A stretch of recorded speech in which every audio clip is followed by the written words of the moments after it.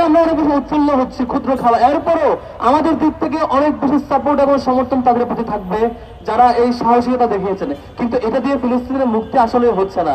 দিন শেষে আমাদের যে শহীদের ঘটনা, শাহাদাতের ঘটনা অনবরত ঘটছে, এখনো মারা যাচ্ছে। প্যালেস্তাইনে দীর্ঘদিন ধরে যে ঘটনা চলছে, আক্রমণ চলছে, সেদিকে আক্রমণ হয়, এদিকে আমরা প্রতিবাদ জানাই, নানান ঘটনা আমাদের অজানা রয়ে যায়। বাংলাদেশের চ্যাপ্টারগুলো উল্টায় না। আপনারা দেখেছেন সেই 7 অক্টোবরের ঘটনার পর থেকে আজকে পর্যন্ত 66,065 জন প্রকাশিত হিসাব অনুযায়ী শহীদ হয়েছে, যার মধ্যে 20,000 হচ্ছে শুধুমাত্র শিশু, যদি প্রকাশিত হিসাব অনুযায়ী। এর বাইরে আরো কত শহীদ হয়েছে আল্লাহ ভালো জানে। যেখানে সংবাদকর্মীরা সংবাদ সংগ্রহ করতে গিয়ে শহীদ হয়েছেন 365 জন, যেটি প্রকাশ করা হিসাব অনুযায়ী।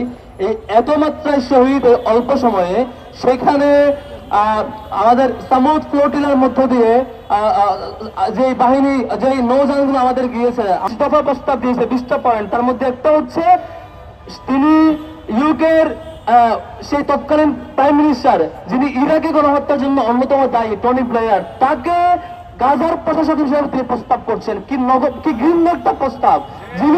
যিনি ইরাকের গণহত্যার জন্য অন্যতম দায়ী ব্যক্তি, তাকে গাজার বর্তমান ক্রাইসিস ম্যানেজমেন্ট শুধুমাত্র অল্প অল্প সহযোগিতা পাঠাইলে, কিছু কালচারাল অ্যাক্টিভিস্ট গেলে এই গাজা কিংবা ফিলিস্তিনবাসীদের পার্মানেন্ট সলিউশন কখনোই হবে না।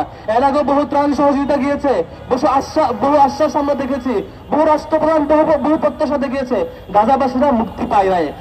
গাজাবাসীরা দিন শেষে আবারও নিহত হয়েছে, শহীদ হয়েছে, আবার টর্চার। ঢাকাকে আমাদেরকে অবশ্যই গ্লোবাল সলিডারিটির হাত বাড়াইতে হবে।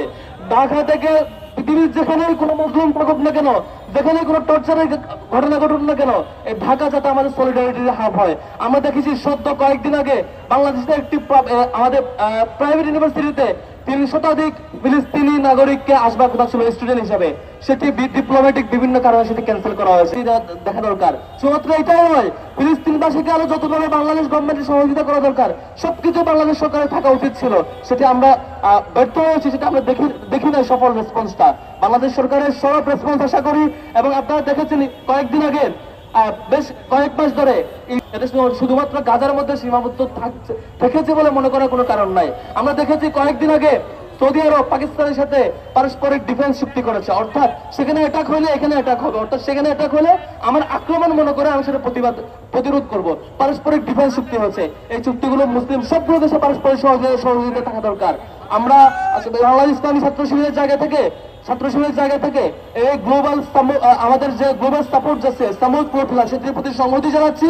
একই সাথে এই ক্ষুদ্র সমর্থনে উৎফুল্ল না হয়ে গাজাবাসীর জন্য পার্মানেন্টলি কি করা যায় সেটার জন্য টোটাল বিশ্ববাসী এবং বাংলাদেশ সরকারকে আহ্বান জানাচ্ছে আমাদের দিক থেকে সরব রেসপন্স যাতে থাকে।